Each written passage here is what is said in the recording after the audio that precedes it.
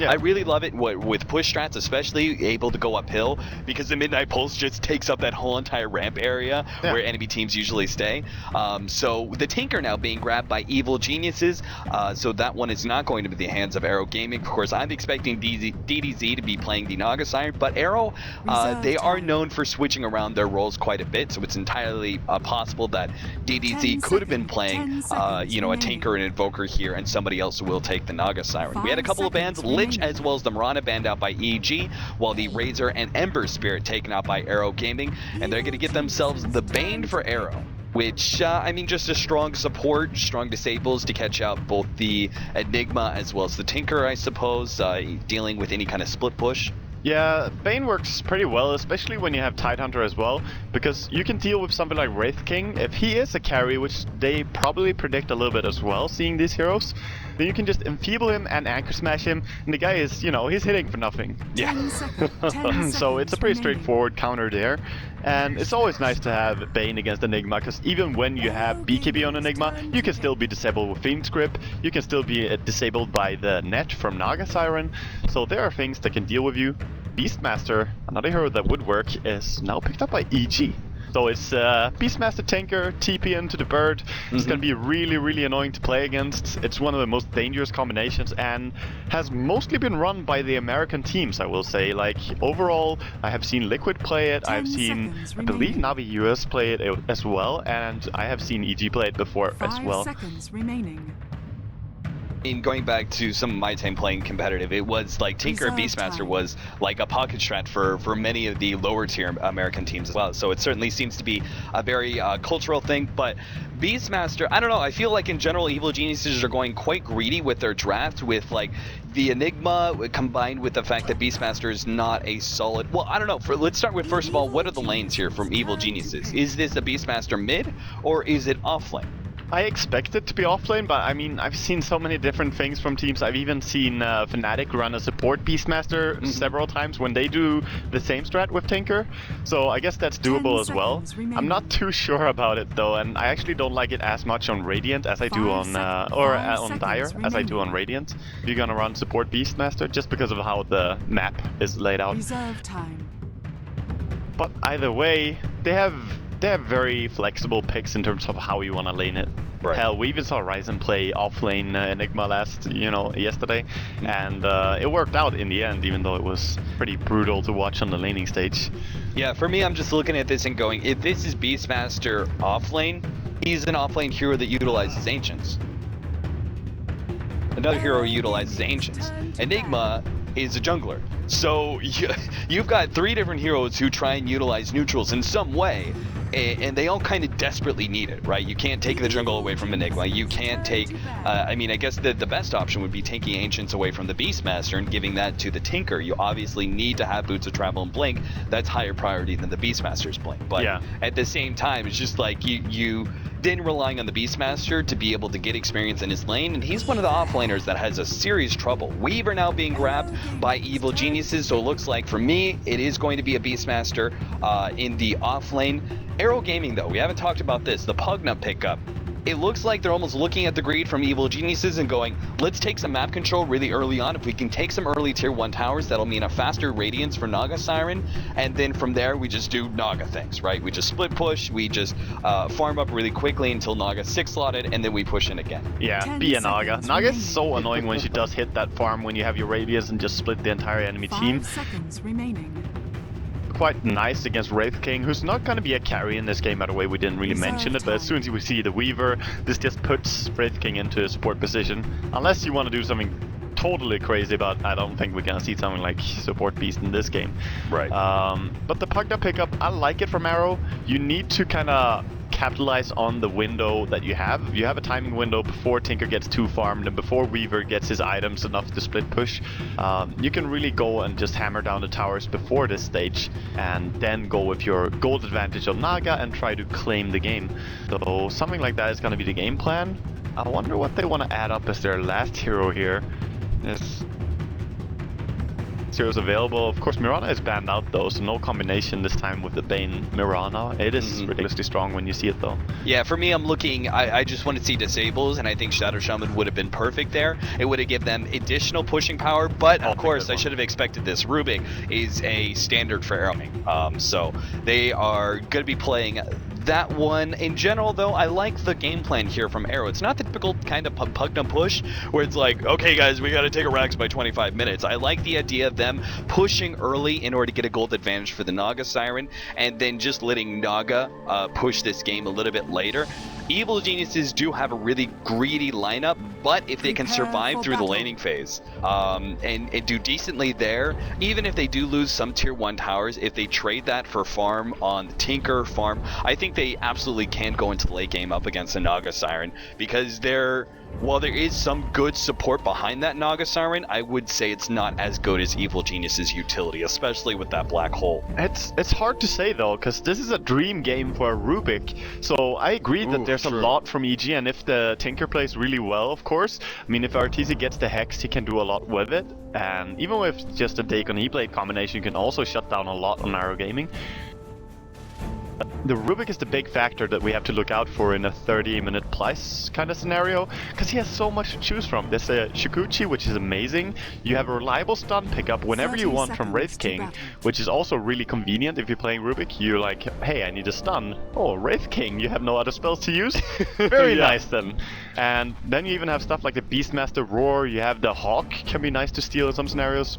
And then I haven't even mentioned the Black Hole, of course, being the biggest one. Right, there is, I didn't even think about it. I was just like, oh, Black Hole, but then I'm like, Shikuchi, like one of the absolute best abilities you could steal. Yeah. Like when it's not like any non-big like Tidehunter ultimate or something like that, I would rate Shikuchi as the best for Rubik, just because it gives you so much survivability, it gives you the initiation. So you're right, this Rubik it is a dream game for him. So he actually does give a much larger game impact than you would normally look at a support Rubik. So this, you're right. So I'm slightly reconsidering, but I still think Evil Geniuses with like the Tinker and everything else, I think that if they can just survive through the split push of the Naga Siren, which is very easy to do when you have a Tinker, right? He's a great hero at being able to adjust to split push. Yeah, it's a nice matchup overall for EG, I believe, in many ways, but I just don't like Weaver so much later on. Sure, he can be dangerous, but it kind of comes down to the decrypted fight from Pugna as well. He can just disjoint the target of Weaver, keep him running around and doing nothing, hopefully, for Arrow Gaming, of course. But yes, as I say, this game comes down very much to execution. If either team gets a perfect execution in a team fight, there's nothing more to be said about it. So, Arteezy, realizing how much harassment he's going to be dealing with against this Naga Siren, who is going for a very, very fast bottle and bottle crowing. A lot of Riptide is going to be harassing him, so he already brought himself out an extra set of Tankos, knowing that he couldn't just rely on the shared Tankos. He gets a set of his own. That's obviously going to delay him a little bit, but it goes to show how much priority he's putting into staying at very high health, because he does have two supports that are really good rotating heroes. Each one of them, individually by themselves, are good setups for that Naga Siren to get nice and close. So in general, I think he has a lot to worry about when it comes to rotations. Nice pull here though by Arrow, actually pulling over to the big camp, and if both supports commit a little bit, they can actually kill this. But of course, Mozun going down to check the rune as well. It's very important to check the rune against some heroes, and Tinker is one of them. If you can shut him down, because if you find something like a haste or a regen, that's really huge. Be an invis here. Another thing that we didn't really mention is that this Rubik is doing what's very standard, and we've seen it tons from Kuroki, for example. One of the biggest names when you think about Rubik is the boots first. Always the boots first on Rubik. It's so convenient that you can run in faster, get the telekinesis lift up, even in the early ganks. And might try something here on bottom lane, but there's set free. Yeah, he started rotating into the mid lane at one point in time. Maybe he was going to try and go for the Tinker, I thought. Didn't commit to that, goes back to the bottom lane. He isn't really finding that opening, and I have to say, Universe is already level 3. This is more than I expected out of a Beastmaster off lane, considering he's dealing with two really good disables. Like the Bane is the ultimate disable up against an offlane because you just like it's for 4 seconds. They just sit there and you can just have the rest of your team take the time to get nice and close, surround that hero, and then prepare for just nuking him to oblivion. So yeah. I think Universe is doing a great job so far as offlane, but I think some of that comes down to the fact that Arrow's supports are just not finding those openings. Of course, a lot of this comes down to this ward. Really good ward. It's not something you typically see, but it gives them some good vision of the support's rotations while also stopping the double pull. Yeah, that's very, very true. And Universe is very solid. Like, I don't think, I can't recall seeing him flat out lose the offlane or not getting anything. He just has very good knowledge about how to play the offlane, and in my eyes, he's always been respected as a great offlaner. So that lane, he's gonna get something, and levels is all you need on Beastmaster. Meanwhile, on mid, it's pretty much just a farm trade here. 18-0 on Naga Siren. Of course, it's hard to deny Tinker when he has that laser available. But if we look at Arteezy, he's not even skilling yet. He has level 5 and he has 1 level in laser. That's all. Yeah, he's got his bottle coming in, so if this gank is successful, he won't be losing much gold, but obviously still put him back quite heavily. The smoke rotation in, and they will be able to catch out Arteezy. This is perfect. Should not escape here for Arteezy. Simple right clicks, and well, he's getting away actually a little bit with the bottle. Finally, the sleep does go off from Johnny, and now just waiting for the Riptide, and that is going to be your first blood. DDZ very happy with his supports, getting that extra bit of gold. It was already good farm fest for Naga Siren, but getting a first blood like that is a great start, considering the fact they should also being able to claim really early tier 1 towers off of this one position Pugna. This should be an exceptionally fast Radiance for Naga Siren. It's such a kickstart when you get first blood on a hero like Naga, because Naga is one of the heroes who think about timings and when do you get your Radiance and so on. As you say, that first blood is just an injection of gold. He is a little bit behind though in last hits, of course, against the Tinker, but I think he's still doing just fine. Yeah, you can't really blame him too much. The laser spam being pretty obnoxious to deal with, and the only thing you'd really do at that point is spam out Riptide, but that could mean you're still missing other last hits and such, so DDZ is looks like he's going to be going for a really early set of drums at first, not truly rushing the Radiance. What do you think about that? Do you think that's a smart thing by him? I don't think he has to worry too much about rotations necessarily, so I'm not too confident about the extra gold being put into those stats. I think it's okay. I kind of like going for drums first. It doesn't set you back too much, and it's also something, look at the rotation on bottom, it's also something that we have seen tons from Miracle. Well, Ozen, he's going to be targeted down, bursted down real quickly, and now a 2v3. Arrow Gaming realized they're going to have to back up, and hell, even just an extra 20 gold from the ward. So excellent rotation there from Evil Geniuses. I was saying I didn't think they had to worry too much about rotations because Enigma likes to spend time in the jungle just because he's one of the fastest junglers out there, in which case you're just left with a solo Wraith King making those rotations in. But apparently Evil Geniuses, I mean, this is something they're known for, right? They get greedy, but they kind of counterbalance that greed of their laning stage with early movement from their supports. So you can't just look at their draft and go, oh yeah, look, they're going to be trying to farm with every single hero. They actually do try and smoke and make uncharacteristic movements around the map that many teams won't expect. Yeah, and as you say, not a lot of players will expect the like 520 gank timing from an Enigma from the jungle. Just a very nice smoke movement, and of course nice positioning as well, reading how the enemy team would move and be aggressive. And Universe baiting nicely to set it up. And Beastmaster is possibly one of the best baiting heroes you can have. He's so damn tanky, high HP, high armor, and he's quite fast as well. And this is something that I actually thought they might be trying. We've seen this before, the Enigma and an off lane, right? So this is kind of a dual lane where Enigma is actually utilizing the similar to a Lich. He's going to be denying the creep wave, but he's going to be pulling the Eidolons into farming up the Ancient stack. The problem with that has always been Enigma doesn't farm very quickly against those Ancients if you start out doing this at level 1. Yeah. Hold on, Mason taking a lot of damage here in this top lane, and he's going to have to actually just Shikuchi away there.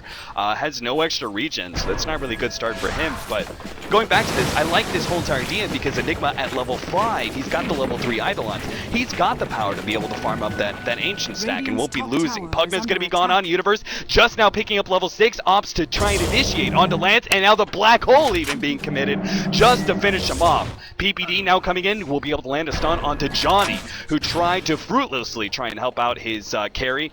Goes for the deny on himself for the sleep, but Johnny didn't help went out. way too aggressively there. He should just see that the Pugna is way dead when the black hole comes out. Even if he managed to cancel the black hole, it would be way too late to actually save him.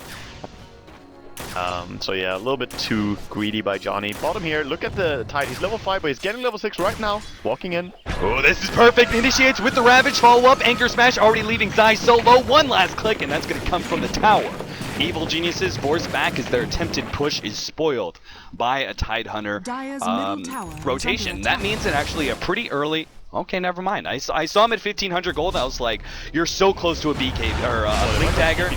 Yeah, I don't know what that was. PBD just running straight into the enemy team there. Yeah, that was again a little bit weird. Surprising to see that they actually just walks. Oh, that he actually just walked straight up there. The top lane now, Mozun. Oh God, Mason gets the time lapse at the last second. Now Shikuchi to finish the deal. That was a little too close for comfort there. That was very close. Alright guys, well if you're just now joining us, I know the main stream is just rotated to us. We have Arrow Gaming versus Evil Geniuses. It's been a pretty action-packed early laning phase. Arrow Gaming are currently going for a sort of Pugna push strat into a Naga Siren Radiance for the mid game. So they're going to be opting to try and take some early towers, while Evil Geniuses went for typical greed in the laning phase, but they're actually doing really good job rotating around the map and not limiting themselves with this greed. They have the Tinker, they have the Weaver, they've got a lot of great heroes for the late game. I personally give them the late game advantage, but there's certainly a lot of possibilities, especially with that Rubik we talked about. Yeah. So. It comes down to just execution, I think. You can't straight up say that one team will win late game just because of heroes. I think Arrow have a nice chance with this Naga Siren if she gets really fat, and she did get the first blood as well, so she could fly into this Radiance quite fast. She does have her drums and 1200 gold, so it kind of comes down to just execution in team fights, and I think the Rubik is having a very nice game here. Just so many big spells to choose between, and Shikuchi to get away. Yeah, look at it. Another rotation, another smoke rotation. Evil Genius is going to be out of smoke by 10 minutes at this point in time. Universe running right into Lance, initiates with the ultimate. Now Zai actually going to clear through the trees just to be able to try and get the Malphite off, but he didn't get it. Now it's going to stop Lance, but he already lapsed that a good amount. He's still going to fall as PPD adds in yet another stun, and once again, Arrow kind of overwhelmed by the Evil Geniuses rotations. They're willing to commit 3 or 4 heroes to move around the map just to be able to claim those kind of kills and force Arrow into a defensive position, not letting Arrow control the tempo of this game. Bottom tower is under attack.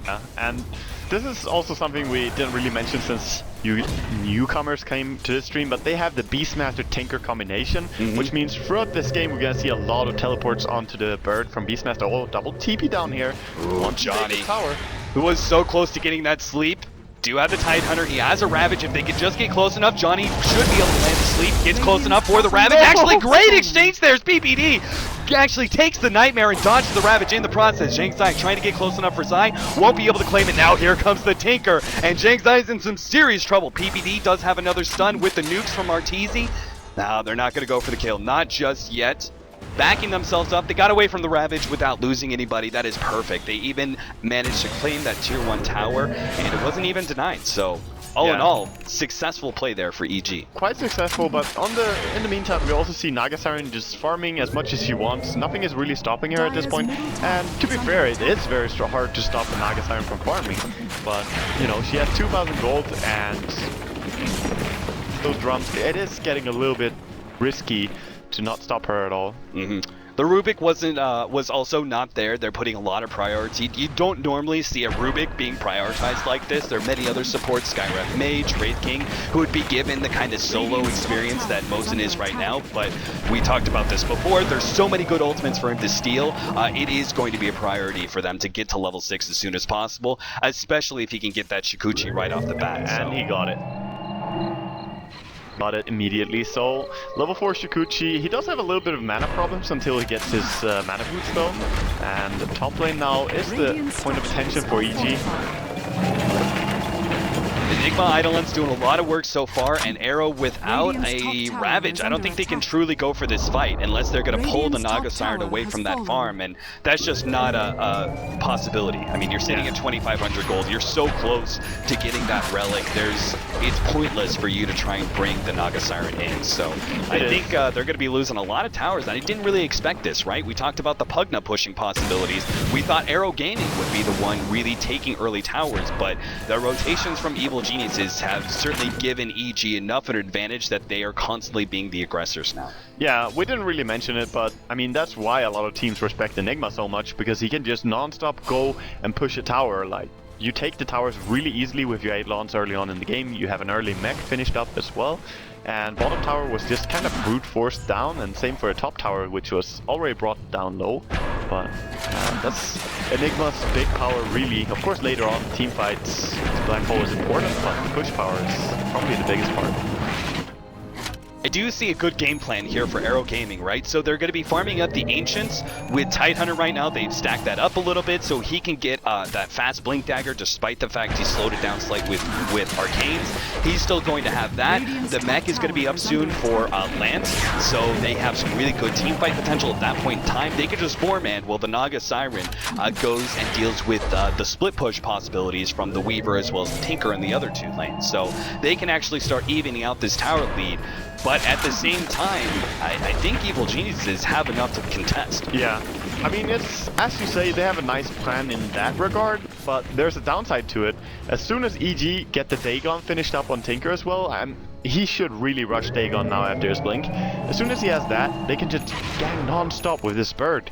They will have the bird, Beastmaster and Wraith King, something like that, just smoke around or move around. They should probably add up a gem pretty early on as well. Going for Roshan now. And when they just TP in with Tinker, the burst damage is insane. Very, very dangerous to play against. That's true, and with the Blink Dagger just now being picked up by the Beastmaster, they kind of ensure they can burst down that one hero no matter where it's at. Zai is also going to be able to give them Roshan here in a second, as he did grab an early medallion. Like, mech and medallion for Zai this early on is really fast, considering the fact he was rotating around the map so much. He didn't even spend a ton of time farming.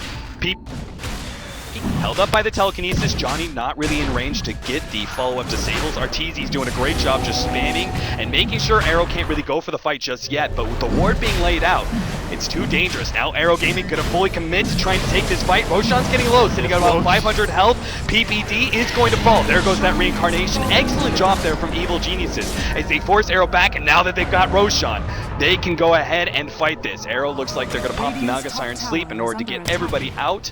That was a pretty disastrous fight overall. Oh, the rearm. He's gonna go for his Rubik. Can he catch him? They just need the vision. Mason's trying to give it to him with the Shikuchi, almost in range. Student's Mosin is revealed. Arteezy gets off the rocket. Now another hit. Shikuchi away. Well played by Mosin as he barely gets out the rocket, not doing quite enough damage there. Yeah. And I mean, that was the smart Naga Siren Sleep. They were in a really bad position, but at the same time, Evil Geniuses read that so well. They stalled Arrow Gaming with the Tinker and then with PPD man-moding. Trying to go on this Tinker, this Tide as well, and Tinker coming in with the burst damage is gonna be there. Blink. Oh, a couple more right clicks. Zai just needs that last one. Arteezy now comes close enough for the rocket, ensures that kill.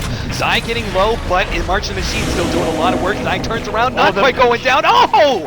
The Axes claim the Rubik as it comes back, and poor Mosin will fall. That Two heroes go down. Clutch timing on mech by Zai. He did have the Aegis though, to be fair, but really nice timing. PPD meanwhile being caught here. Look at him! PPD! He was so close to the regen!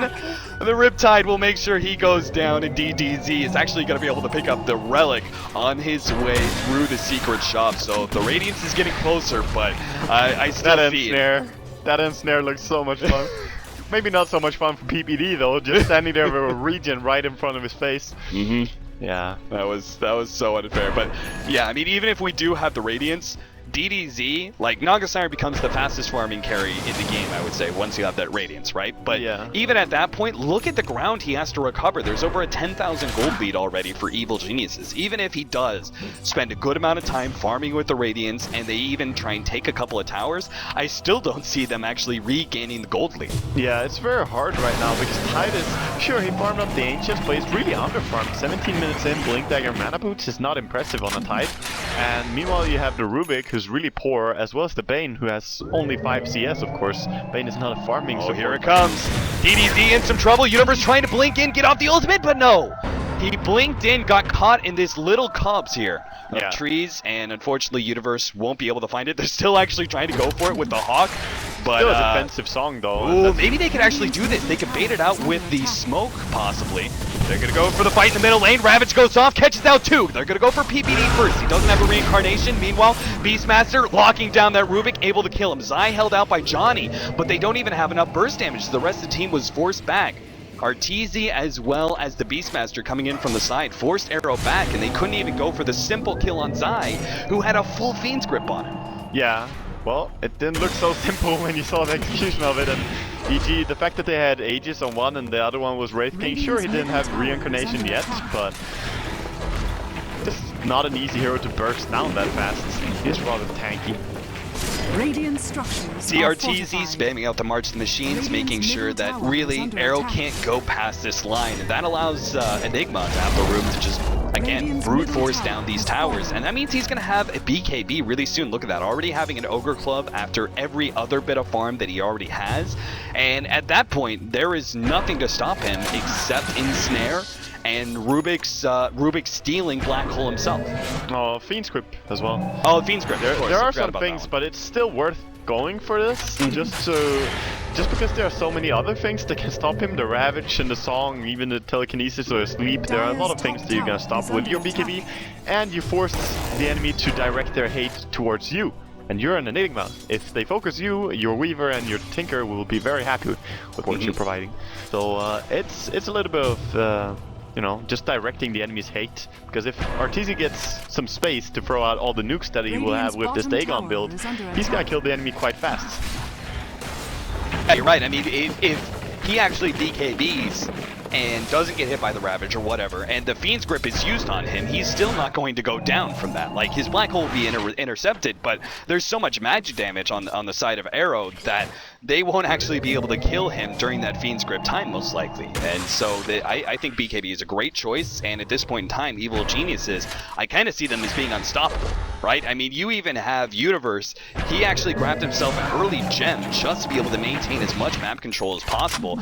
This makes this map so scary for Arrow because they don't even know where the Hawk is going. Yeah, I mean, right now, look at DZC on top lane. If there was a Hawk right there, he could have died, and meanwhile, actually, Mozum goes down on bottom lane to this gank by Beastmaster and Tinker. Of course, it was the Tinker Dagon that is going to be the first kill, I believe. We've missed all day long. Of course, Arteezy. This is that type of game, though. The ganks are just everywhere. Yeah. But, as I said, they have to be very disciplined now in Arrow not to give these kills away, and it's super, like, it's easy to say, but it's so hard to execute. You pretty much have to 4-man with everyone apart from Naga Siren, and then just let Naga Siren farm out the other lanes. But then you're still gonna be out-pushed on the other lanes by EG, because they have this Tinker pressure.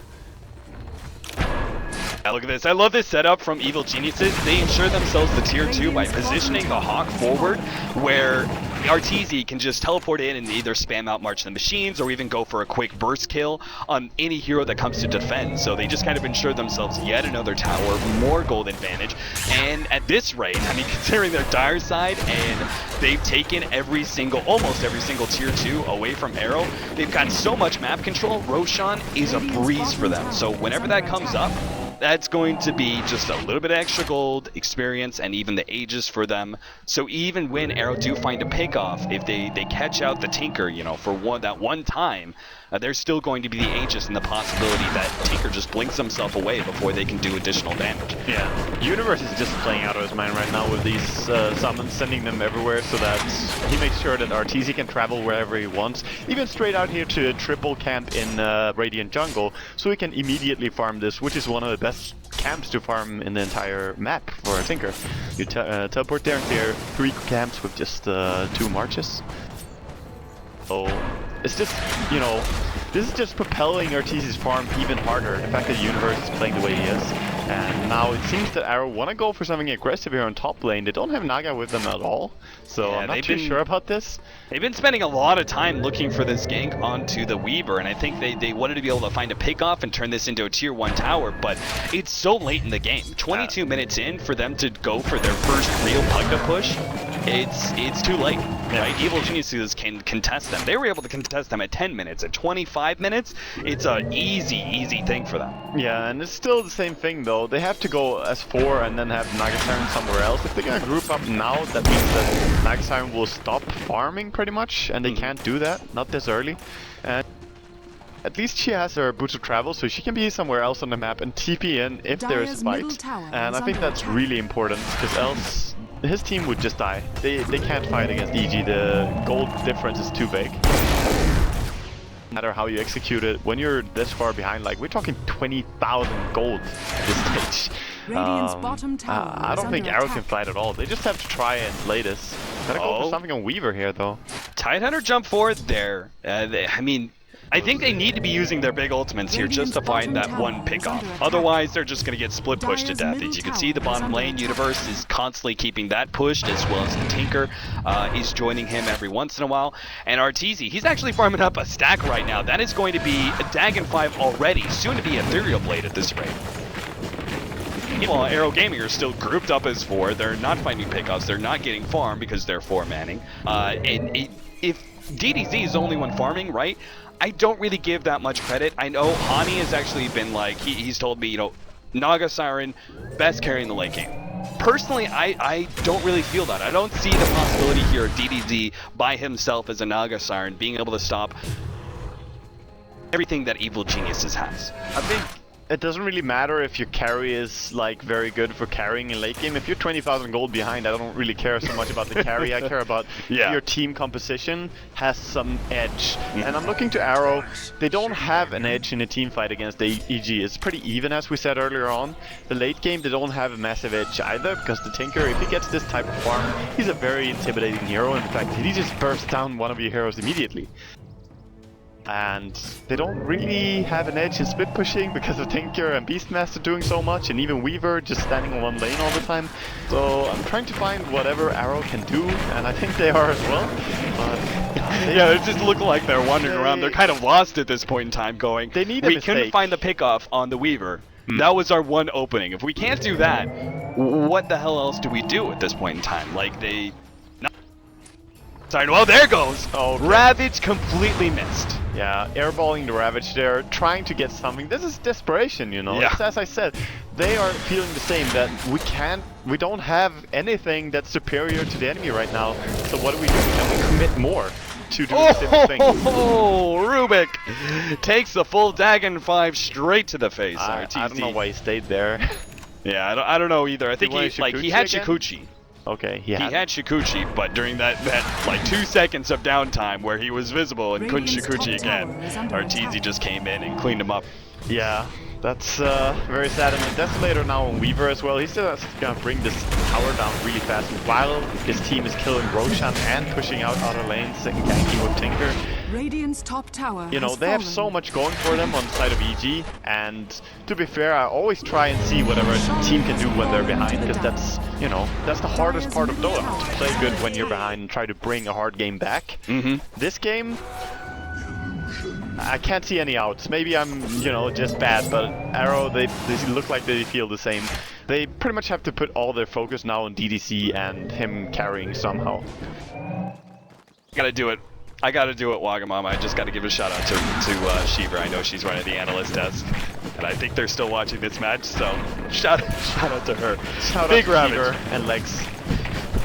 Well, Arrow, I mean, DDC is still farming up, but you're right, there's very little they could do. I like the way Arteezy just leeched off of, like, his 2 supports soloed up Roshan, and then he just used the Eidolons to teleport in and take the Aegis. Just that sentence. Yeah, his 2 supports soloed Roshan. Exactly, that goes to show how bad this game is for Arrow. That's when you know things are rough.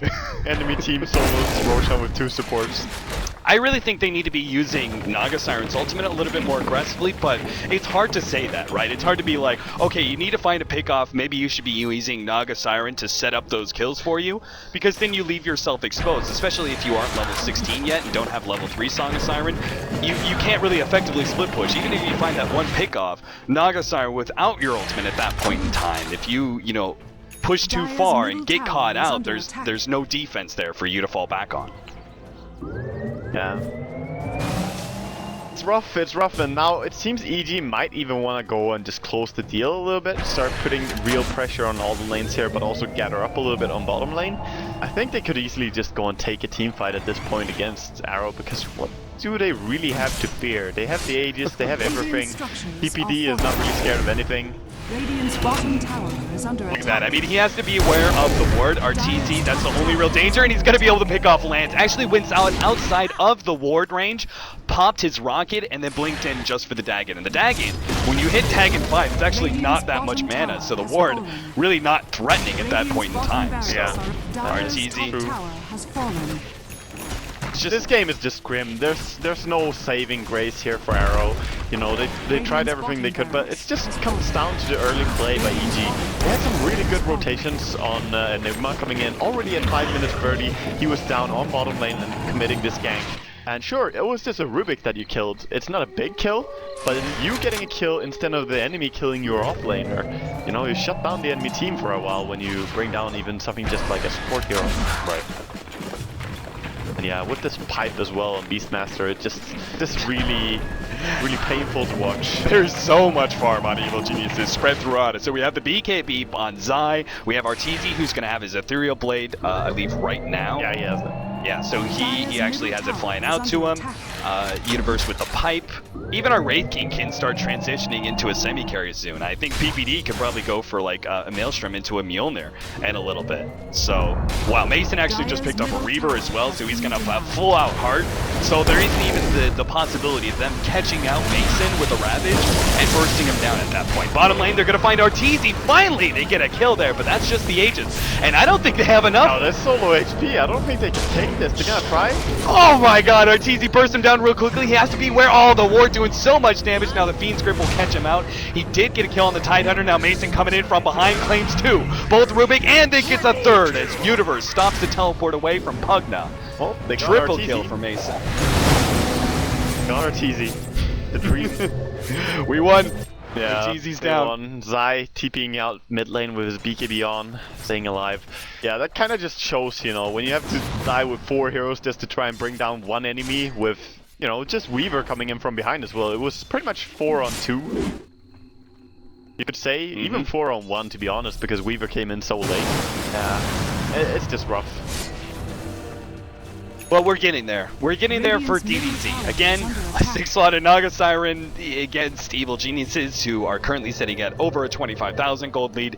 You don't really see this Naga being able to stop this onslaught by himself, but he is getting to the point where he's going to be 6-slotted. Next up should be a heart for him. And then last, Butterfly, right? He's actually going for Diffusal first. Diffusal is also nice to have. I don't think it's that superb, but it's nice to have against the Tinker. Right, with the Ethereal Blade. So you can perch up the E-Blade and still hit him. Of course, the Mana Burn is also nice against Wraith King, but we're past that point. It's not really that important, I think, against the Wraith King. And you're not focusing that hero anyway. This is true. But I'm curious to see if EG, with this type of play, if they're gonna play it more in the tournament, because this Beastmaster and Tinker did a lot this game. It shut down all the momentum of Arrow. Top lane actually gonna try here on PPD with the Mana Burn. They might be able to kill no. He didn't have enough. If he had level 2 Diffusal Blade, maybe. But now there's actually going to be a response. Johnny comes in, pops the Fiend's Grip, but Zai immediately stops it with the Malefice. And if they overextend themselves, Universe coming in from the side, at any point they could have a Tinker coming in. There it is, DDZ, locked down by the ultimate. DDZ will still be able to claim the Wraith King. And no teleport in from the Tinker just yet. Mason's pushing in the mid lane. Looks like Arteezy was actually farming up. Arteezy is just farming. He's not doing anything else. He's just like, screw you, team. Mid lane, he's gonna try and help out here. Maybe burst the Tide. And Mason held in place, but with the heart. Oh, and there goes Tidehunter gone. Arteezy throws that combo. Mason held in by the sleep, but they have no additional hold to stop him. And again, with that heart, it's just he just Rambo in. And even if they do actually pop the Lincolns and catch him out with some disables, they just simply do not have enough direct damage to finish off a Weaver in time before he time lapses away. Yeah, there's so much HP on this Weaver. Look at him, he's even just killing all these Necrobooks. He doesn't care. It's just extra gold for him. And as you say, there's no way to bring him down during the duration of your disable, even with something like a base in your team and Tides. I don't think you can lock him down for enough time. So very hard position right now. EG, with this E-Blade Dagon on Tinker and even buyback goal available, I think they can just force high ground any moment they want to. Have Aghanim's BKB on Enigma. Like, that black hole is gonna deal tons of damage as well. Oh, that's true. That's huge. I mean, even at this point, I'm still waiting on the heart for the Naga Siren just because March of the Machine spam. I mean, it just forced DDZ down to half health. Oh, there it goes. Pugna, gone. Arteezy pops him real quickly with the E-Blade Dagon combination. Yeah, even once we have a heart for the Naga Siren, that's actually going to play against him, dealing with that Midnight Pulse from Zai. So I think you're right. Evil Geniuses can certainly just force it at this point in time. There's little Arrow can do. As long as they stay spread, I think, even if they lose a fight at the top lane, they're still going to be able to claim like Ravage. Ravage is going to catch out too. They're immediately going to go for Zai, trying to focus him down. Zai, Fiend scripted up, and will be taken out. Arteezy, meanwhile, comes in, going to go for DDZ, gets him with the Dagon finally. He's going to be slept up right next to the tier 3 tower. They can try and hold him in. Arteezy actually gets the blink away, and now still being pursued. Gushed up, and he's going to turn around and get the kill on Tidehunter as well. Meanwhile, middle lane, they're pushed in. There goes the double racks. PPD going to be focused down. He's taken out by the Naga Siren. But it doesn't matter. Oh my god, there goes Pugna once again. Arteezy, there's so many squishy heroes for him to take out. DDZ, he knows he needs to be aggressive here. He needs to catch out Arteezy. Gets him slightly there for a second. Oh no, Rubik, he tried to get close enough for the telekinesis. Arteezy says no. Stops him in his place. DDZ's going to get bursted down, and sure enough, a team wipe. Really 2 in a row with some buybacks there. Evil Geniuses easily claiming this fight. Yeah. 33 minutes in. So EG, after their first loss against C9 there, managed to bring back a very convincing win here against Arrow. There was no real contesting EG in this game. They had full control, pretty much won every single lane, I would say, just because they got so much experience on the Beastmaster, and that is all you're aiming for with Beast. He didn't die a single time on a Beastmaster offlane. Like, this is how I really rate Universe as such a solid offlaner.